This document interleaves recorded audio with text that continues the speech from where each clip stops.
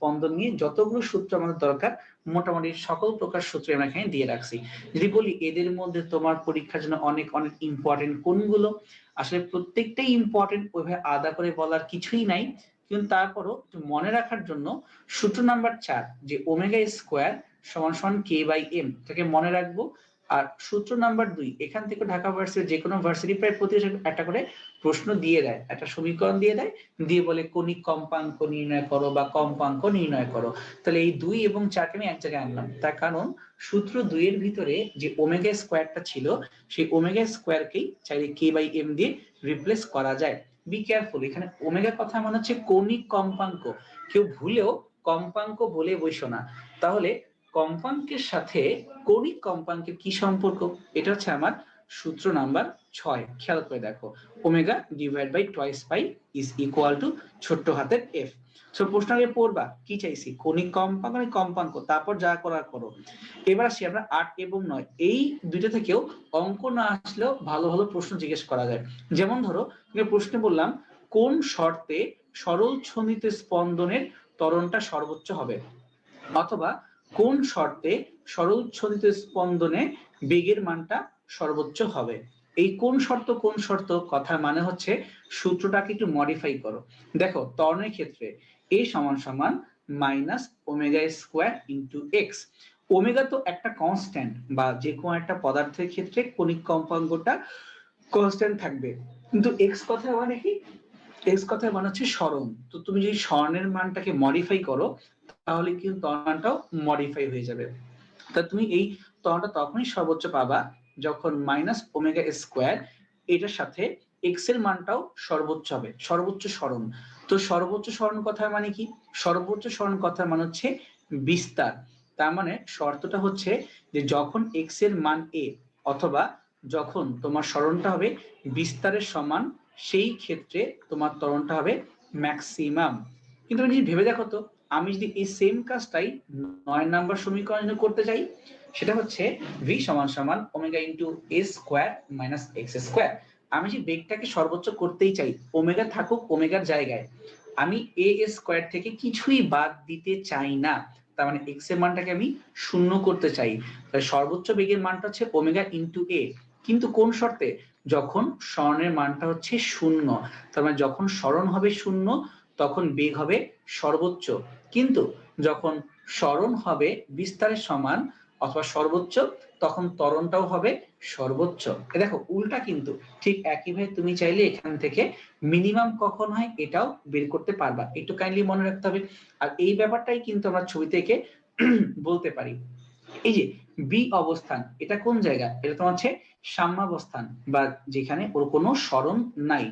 এই নীল কালার জায়গাটা তোমার হচ্ছে যেখানে x ইজ ইকুয়াল টু 0, এবং এই জন্য এই জায়গায় যে বেগটা হবে বি বিন্দুর বেগ, এই বি বিন্দুর বেগটা হবে সর্বোচ্চ বেগ। বাট যখন এই পয়েন্টটা বকটা বি পয়েন্ট থেকে সরতে আস্তে করে এদিকে চলে আসছে, এই যে একটু হাতের বামে অথবা একটু হাতের ডান দিকে চলে আসছে, তখন কি স্মরণ হয়েছে না। এই ছবি থেকে বলতে পারি যে এটা হচ্ছে অ্যাকচুয়ালি সর্বোচ্চ স্মরণ, এক্স ম্যাক্সিমাম সর্বোচ্চ স্মরণ।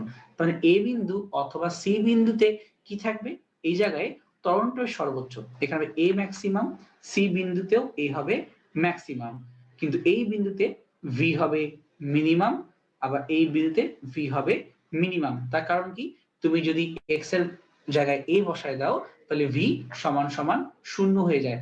তার মানে যখন ত্বরণ হয় সর্বোচ্চ তখন বেগ হয় সর্বনিম্ন, অথবা উল্টা করে বলতে পারি যখন বেগ হয় সর্বোচ্চ তখন ত্বরণ হবে সর্বনিম্ন।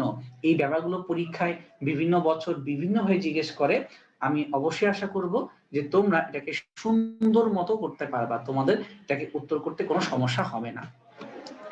আসি, এই অধ্যায়ে কিছু শর্টকাট আছে, তো এগুলা সুন্দর করে দেখো, লিখে দেওয়া আছে হাতের ডান দিকে, যে দোলনকালের সাথে বা কার্যকরী দৈর্ঘ্যের সাথে কিভাবে এরা সম্পর্কিত, মানে দোলনকাল বদলাবো তাহলে কিভাবে কার্যকরী দৈর্ঘ্যের উপর ইফেক্ট পড়বে, এই ব্যাপারগুলো সুন্দর মতো এখানে দিয়ে রাখা আছে। তোমরা একটু বাসায় এটা অবশ্যই প্র্যাকটিস করবা, বিভিন্ন সময় প্রশ্নগুলো আসছে, একটু দেখবা, দেখবা মোটামুটি তোমরা পারতেছো।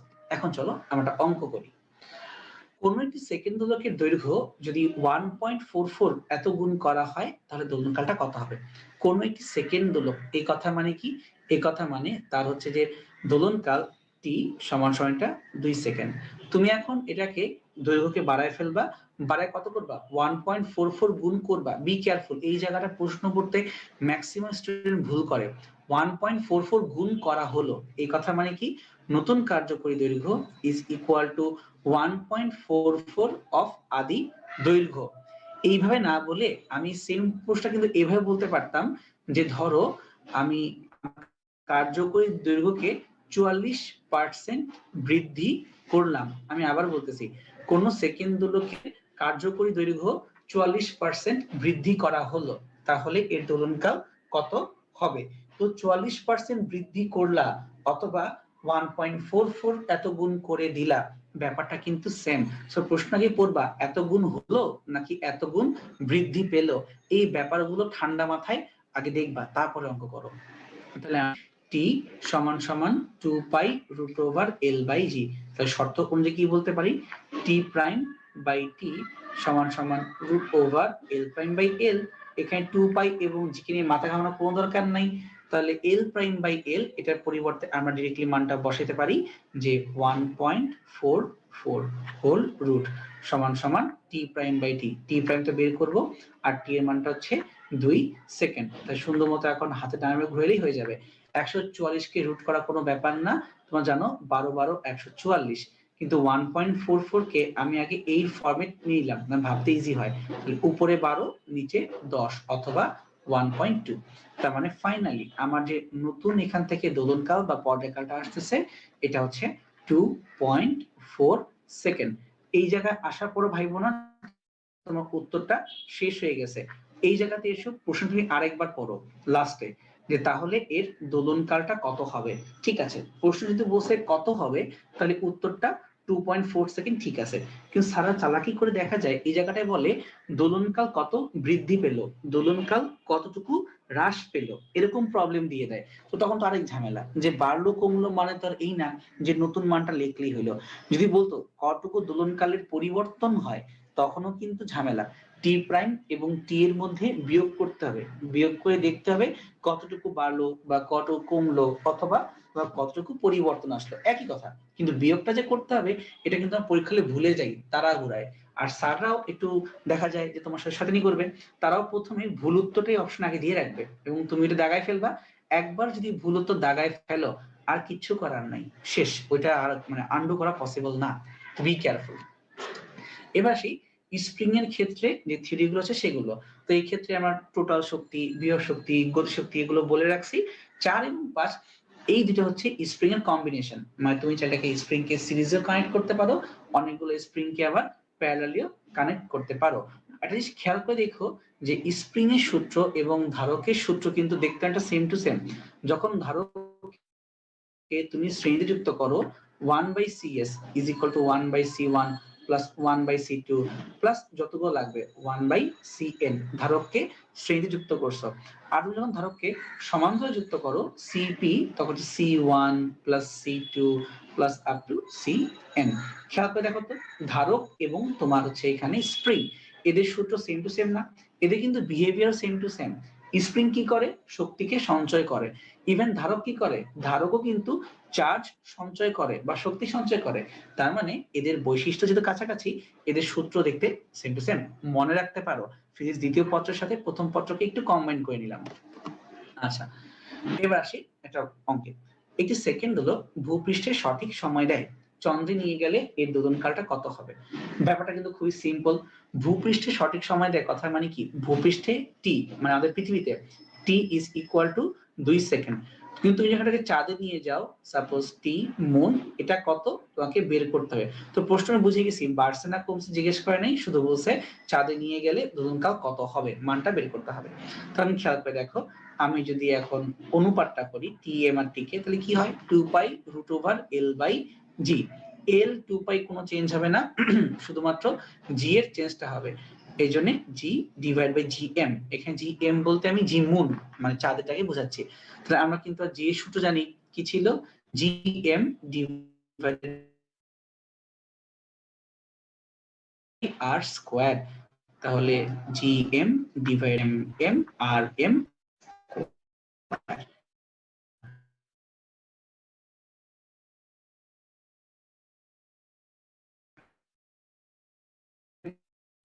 কাটাকাটি করে দেই,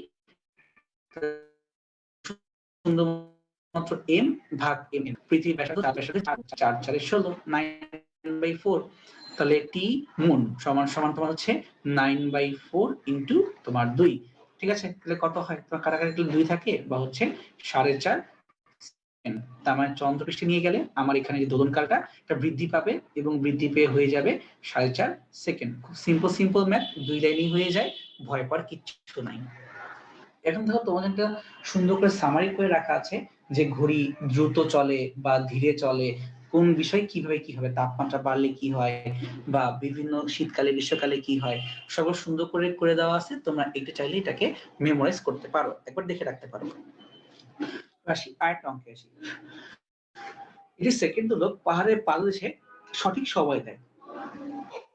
দোলকটিকে পাহাড়ের চূড়ায় দিনে পাহাড় চড়ে নিয়ে গেলে দিনে 43,200 সেকেন্ড স্লো হয়ে যায়। তাহলে পাহাড়ের উচ্চতা নির্ণয় করো এবং ধরে নাও পৃথিবীর ব্যাসার্ধ এখানে 6,450 কিলোমিটার। তাহলে এই টাইপের অঙ্কের ডাইরেক্ট সূত্র পড়ে আসছো, টি প্রাইম সমান সমান 86,400 ইন্টু 2 ডিভাইডেড বাই হচ্ছে 86,400 প্লাস অথবা মাইনাস এন। এই টাইপের সূত্র আমি পড়ে আসছি। তাহলে খেয়াল করে দেখি আমার ক্ষেত্রে কি হচ্ছে। এখানে প্রশ্নে বলেই দিছে যে পাহাড়ের চূড়ায় তুমি যদি যাও তাহলে তুমি এত সেকেন্ড স্লো হয়ে যাও। স্লো হয়ে যাওয়া মানে হচ্ছে বিয়োগ করে দেওয়া বা বাদ দিয়ে দেওয়া। তাহলে মাইনাস কত করব? মাইনাস করব 43,200। জিনিস খেয়াল করে দেখো, তুমি যদি বিয়োগ কর নিচে 86,400 থেকে 43,200, অ্যাকচুয়ালি কাটাকাটি করে এটা কিন্তু 43,200 এই মানটাই থেকে যায়, কারণ একদম অর্ধেক।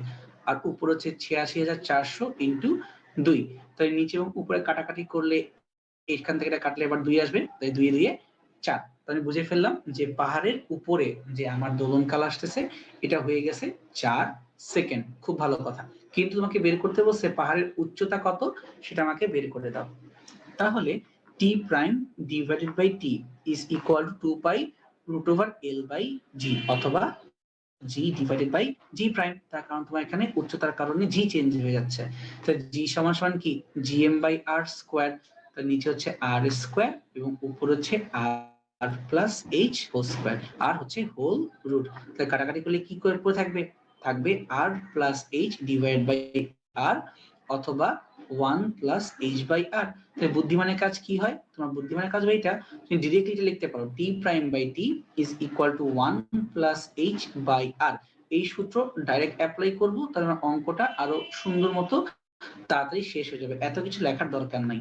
তাহলে অনুপাত করে যদি যোগ বিয়োগ করে দেই তাহলে 4 কে 2 দিয়ে ভাগ করলে 2, 1 বাদ দিলে 1, তাহলে ফাইনাল উত্তর আসলো h সমান সমান r। করে দেখো, তাই আসে h সমান সমান r। কিন্তু r এর মানটা কত? কেউ ভুলেও 6,400 বসায় ফেলো না, প্রশ্নে বলছে 6,450। তুমি উত্তরটা অবশ্যই 6,450 লিখতে হবে, প্রশ্নে যা দেয়া থাকবে তাই লিখবা। এত কিলোমিটার, তাহলে আমরা কিন্তু এখানে দুইটা অঙ্ক করলাম, একটা হচ্ছে পাহাড়ের উচ্চতায় নিয়ে গেলে সেখানে দোলনকালটা কত হবে, এবং আরেকটা অঙ্ক করে ফেললাম এই ক্ষেত্রে যে পাহাড়ের তোমার উচ্চতাটা কত হবে, এটাও কিন্তু আমরা বের করে ফেলছি। খুব সুন্দর অঙ্ক, খুবই ছোট অঙ্ক, আশা করি কারো কোনো ভয় বা কিছুই ছিল না। চলো এখন আমরা নতুন অধ্যায় তরঙ্গ এই জায়গাটাতে চলে যাই। আচ্ছা, তো শুরুতে দেখো সুন্দর মতো অনেকগুলো সূত্র দিয়ে রাখছি। এখানে 4 নাম্বার যে সূত্রটা, এটা কিন্তু অনেক কমন একটা সূত্র, পদ পার্থক্য এবং হচ্ছে দশা পার্থক্যের মধ্যে সম্পর্ক, এবং এটি দেখা যায় বেশিরভাগ ক্ষেত্রে আমার অঙ্ক করার ক্ষেত্রে ইউজ করতে হয়, বাকিগুলো অতটাও কমন না, এটি সবচেয়ে বেশি ইউজ হয়। আচ্ছা, তোমার জন্য একটা হোমওয়ার্ক চলে আসছে 2018 জাহাঙ্গীরনগর ইউনিভার্সিটি 18-19 সালের প্রশ্ন। বলা হচ্ছে যে বাতাসে এবং পানিতে এত কম্পাঙ্কে একটি শব্দ তরঙ্গকে যদি ব্যবহার করো তাহলে এর তরঙ্গ দৈর্ঘ্যের যে পার্থক্যটা হবে তাহলে সেটা হবে 3.9 মিটার। বাতাসে শব্দের বেগ যদি হয় 345, তাহলে পানিতে শব্দের বেগটা কত, এটা বের করতে হবে। এবং আমি আবারও এই অঙ্ক তোমাদেরকে এসডব্লিউ দিয়ে রাখছি, কিন্তু উত্তরটা কত হবে এটা আমি তোমাকে মার্ক করে রাখতেছি। এখানে উত্তরটা তোমরা বাসায় করলে পাবা ডি 1593, এই মানটা আসবে। একটা হিন্ট দিয়ে রাখি, যেহেতু তুমি একটাই তরঙ্গ এখানে প্লে করতেছো বাতাস এবং পানিতে, তার মানে এই জায়গায় যে কম্পাঙ্ক এটা ফিক্স হয়ে যাবে, মানে কম্পাঙ্ক চেঞ্জ হবে না। একটা শব্দের তার বৈশিষ্ট্য হচ্ছে কম্পাঙ্ক, পানিতেও যে কম্পাঙ্ক হবে বাতাসেও সেই কম্পাঙ্কই হবে, কিন্তু যদিও এক এক জায়গায় বেগ আলাদা, একটা v1 হলে আরেকটা v2, একটা λ1 হলে আরেকটা হবে λ2, কিন্তু কম্পাঙ্ক চেঞ্জ হবে না। হিন্ট দিয়ে রাখলাম, বাসায় প্র্যাকটিস করবা। আচ্ছা, এটা সুন্দর প্রশ্নে আসি। ঢাকা ভার্সিটি 2018 সালে আসছিল। ব্যাপারটা বেশ মজার, আমি ক্রিটিক্যাল বলবো না, আমি বলবো যে জিনিসটা আসলে একটু শান্তি লাগে। আচ্ছা দেখো, উৎস হতে ধ্বনিত শব্দ একজন ব্যক্তি শুনতে পেল 5 সেকেন্ড পরে, যখন একই শব্দ আরেকজন শুনতে পেল 6 সেকেন্ড পরে, তখন বাতাসে শব্দের বেগ ছিল 300 মিটার পার সেকেন্ড। ওই দুই ব্যক্তির মধ্যে সর্বোচ্চ এবং সর্বনিম্ন দূরত্বটা নির্ণয় করো। এই ব্যাপারটা বোঝার জন্য আমাকে ঠান্ডা মাথায় ড্রয়িং করতে হবে, তা তুমি বুঝতে পারবা। সাপোজ একটা স্পিকার, এখান থেকে সাউন্ড বাজতেছে, তো দুজন ব্যক্তি দাঁড়ানো আছে, তো ধরলাম একজন হচ্ছে এইখানে দাঁড়ানো, এই যে আঁকলাম, এবং ধরলাম আরেকজন তার থেকে আরেকটু দূরে এই জায়গায় দাঁড়ানো, এই যে এইখানে। ঠিক আছে, একটা কাজ করি, একে বলি হচ্ছে ফার্স্ট পারসন এবং এ হচ্ছে আমার সেকেন্ড পারসন। এবার খেয়াল করে দেখো, এই সাউন্ড স্পিকার থেকে যখন সাউন্ডটা আসবে তার 5 সেকেন্ড পরে এটা ফার্স্টে এই প্রথম লোকের কাছে আসবে। কতক্ষণ পরে? 5 সেকেন্ড পরে আসবে। আর এই একই সাউন্ড যখন এই দ্বিতীয় লোকটার কাছে যাবে তখন কতক্ষণ সময় লাগবে? তখন বললো সময় লাগবে 6 সেকেন্ড। এখন আমার জানাই যে এই প্রথম ব্যক্তি আর দ্বিতীয় ব্যক্তির মধ্যে, এই দুইটা ব্যক্তির মধ্যে টাইম গ্যাপটা কত? এই দুইটা ব্যক্তির মধ্যে টাইমের গ্যাপ এটা হচ্ছে 1 সেকেন্ডের, মানে শব্দ 1 সেকেন্ড পরে ওর কাছে পৌঁছায়। তাহলে এইটা দূরত্ব কিভাবে নির্ণয় করব? আমরা জানি s is equal to v into t।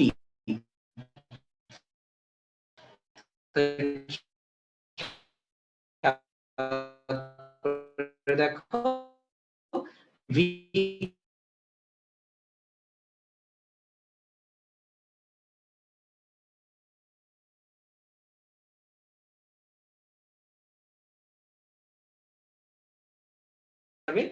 s equal to vt। শব্দের এখানে বেগ কত? 300 মিটার পার সেকেন্ড, আর টাইম ডিফারেন্সটা কত? 5 সেকেন্ড এবং 6 সেকেন্ডের মধ্যে 1 সেকেন্ড তফাৎ হয়। তাহলে এই দুইটা ব্যক্তির মধ্যে এই দূরত্ব হচ্ছে 300 মিটার। কিন্তু বি কেয়ারফুল, প্রশ্নে বলছিল এদের মধ্যে সর্বোচ্চ এবং সর্বনিম্ন দূরত্ব কত। এই যে প্যাচ লাগছে, তার মানে তো এখানে উত্তর একটা হওয়ার কথা না, এখানে তো উত্তর দুইটা হওয়ার কথা। এবার আসো বুঝাই যে এখানে তোমার উত্তর দুইটা কিভাবে হবে। এক্ষেত্রে আমি স্পিকারের এক সাইডেই দুইজন ব্যক্তিকে আঁকছিলাম, তাই তো? এবার ব্যাপারটাকে একটু অন্যভাবে চিন্তা করো। ধরো এই যে আবার একটা স্পিকার আছে, এই স্পিকার থেকে সাউন্ড উৎপন্ন হচ্ছে, তো আমার যে ফার্স্ট পারসন বা প্রথম ব্যক্তি ছিল সে হচ্ছে ধরো হাতের ডান দিকে এখানেই আছে, কিন্তু যে দ্বিতীয় ব্যক্তি সে আর হাতের ডান দিকে না থেকে সে বললো আমি কাজ করি, আমি একটু হাতের বাম দিকে যে দাঁড়াই, আমি একটু অন্য দিকে যাই, মানে স্পিকারের আরেক দিকে যাই। ও যে এই পাশে দাঁড়ায় আছে। একটা কথা মাথায় রাখবা, সাউন্ড বা আলো এটা কিন্তু সব দিকে ছড়ায়। তার মানে এই স্পিকার থেকে সাউন্ড যেমন প্রথম ব্যক্তির দিকেও যাচ্ছে, এই স্পিকার থেকে সাউন্ড কিন্তু দ্বিতীয় ব্যক্তির দিকেও যাচ্ছে। তার কারণ প্রকৃতপক্ষে শব্দ, আলো এরা অ্যাকচুয়ালি সব দিকে এভাবে ছড়া যায়, সব দিকে ছড়া যায়, তাই তো? আমি একটু জাস্ট একটা ডিরেকশনে কেন আঁকছিলাম তোমাদেরকে বোঝানোর সুবিধার্থে, জাস্ট একদিকে আঁকছিলাম, বাট এখন দেখো সাউন্ড কিন্তু সব দিকেই যায়। তাহলে আমি প্রথম ব্যক্তিকে হাতে ডানে আঁকলাম এবং দ্বিতীয় ব্যক্তিকে হাতের বামে আঁকলাম। এখন খেয়াল করে দেখো, প্রথম ব্যক্তির কাছে সাউন্ড যেতে কতক্ষণ সময় লাগে? 5 সেকেন্ড। আর দ্বিতীয়র কাছে কতক্ষণ লাগে? 6 সেকেন্ড। তাহলে এই যে দুইটা ব্যক্তি সেকেন্ড এবং ফার্স্ট, এদের মধ্যে টাইম গ্যাপটা কত? এদের মধ্যে টাইম গ্যাপটা হচ্ছে 5 এবং 6, 11 সেকেন্ডের একটা গ্যাপ আছে। তো এই 11 সেকেন্ডের গ্যাপটাকে এখন আমি চাইলে দূরত্বে কনভার্ট করতে পারি। কিভাবে? সূত্র হচ্ছে আবারও s is equal to v into t। তাহলে v হচ্ছে তোমার এখানে 300 আর t হচ্ছে তোমার এখানে 11 সেকেন্ড, 5 এবং 6 এর যোগ, তাহলে গুণ করলে কত হয়? 3300। তাহলে এখানে ডিসটেন্সটা হচ্ছে 3300 মিটার। তখন তো বুঝেই গেছো, তো এখানে অতিক্রান্ত দূরত্বের সর্বোচ্চ মান s max 3300 মিটার এবং এখানে অতিক্রান্ত দূরত্বের সর্বনিম্ন মান s মিনিমাম, এটা হচ্ছে 300 মিটার। তো দেখো ঢাকা ইউনিভার্সিটি প্রশ্নগুলো করে, এখানে সূত্র কিন্তু খুবই সোজা, s equal to vt, কিন্তু তোমাকে লজিক বুঝতে হবে যে কিভাবে এই ঘটনাটা ঘটানো সম্ভব। আশা করি এই অঙ্ক থেকে তোমাদের একটু হলো মজা লাগার কথা, যে এইভাবেও কি ভেবে দেখা যায়। হ্যাঁ ভেবে দেখো, অনেকভাবে অনেক কিছু ভেবে দেখা যায়। এই যে মাথায় রাখবা যে সাউন্ড এবং লাইট কিন্তু সব দিকেই যাবে, একই মুহূর্তে সব দিকে ছড়ায়, ওয়ান ডিরেকশনে যাবে না, বি কেয়ারফুল। এই তো, তাহলে আমরা উত্তরটা বের করে ফেলছি, আপাতত কিছু করতে হবে না। এই অঙ্কটাকে আরো কনফিউজ করা যেত। you.